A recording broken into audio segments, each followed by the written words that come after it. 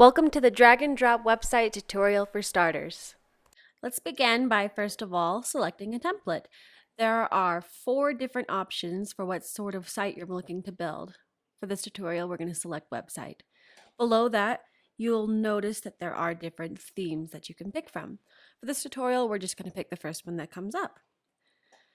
A preview will appear so that you can decide if it's the kind of site that you'd like. You can also view it as a tablet or a cell phone. If you'd like the theme, you click Start with this theme.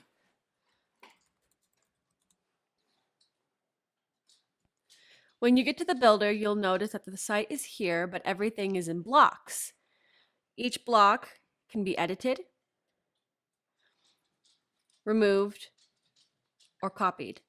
You can also resize the container or move the container. You'll notice also that there are columns inside of blocks so that you can have more than one thing going on inside the block. Each column has things like widgets inside of it. For this one, there's simply a header text, small text, and a background image. There are basic widgets such as headings, text, buttons. There's media, galleries, sliders, social media, and other, checkout, store, blog, and the following. To insert any of them, you simply drag and drop. That brings us to the side menu. You can navigate almost anything from here, such as website preview.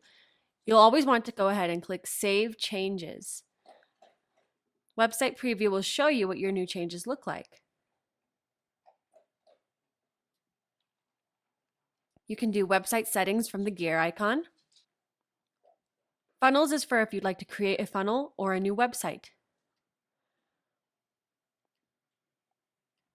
Global styling affects the entirety of your page. You can change text, fonts, color, and layout from here.